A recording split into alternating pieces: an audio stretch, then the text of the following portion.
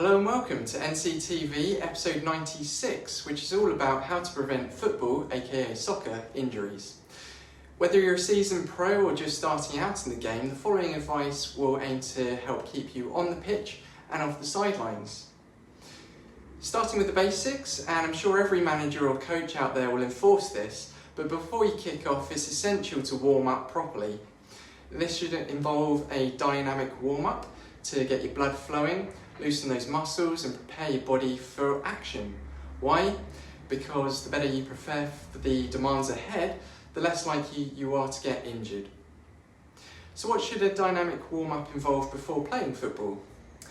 Well, this is just a suggested routine, but it's always best to start with a gentle 5-minute jog around the pitch. This increases your heart rate and prepares your cardiovascular system for the more intense exercise to come. After this, your blood will be pumping and your muscles will be warmer, so you can then move on to a more dynamic stretching element.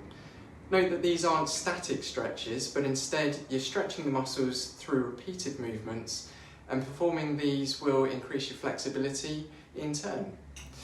Movements such as leg swings, arm circles and hip rotations are great choices for this section. These movements should be controlled and take your joints through a comfortable range of motion.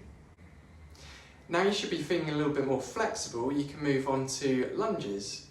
So you step forward into a lunge, keeping your knees at 90 degrees and your back straight. Alternate your legs and repeat 10 times for each leg. This exercise will work your hip flexors and your quadriceps. Next is high knees, where you effectively jog on the spot with lifting your knees as high as possible, and this can be done for about 30 seconds. High knees will improve your flexibility through your hips and activate your core muscles. Following this, we have butt kicks, which again involves jogging on the spot, but this time kicking your heels towards your glutes, again for about 30 seconds. And this helps to warm up your hamstrings and prepare them for sprinting. Now on to side steps, which is basically lateral movements by shuffling sideways. And this warms up your hip and groin muscles, and also perform this for 30 seconds in each direction. The penultimate activity is skipping, which is a great exercise for coordination and leg strength, and can either be done in place or across the field for a few minutes. And finally, sprint drills. Finish your warm-up with a few short sprints to mimic game conditions. Sprint for 10 to 20 metres, focusing on acceleration and proper running form. Of course, we can't talk about warm-ups without mentioning the post-game cool-down, which is equally important. And this is where you bring your static stretches in to aid the recovery and prevent muscle tightness, focusing particularly on the major muscle groups such as your quads, hamstrings, calves, groin and hip flexors. Holding stretches anywhere between 10 to 30 seconds, depending on how long your body feels like it needs in order for it to be effective.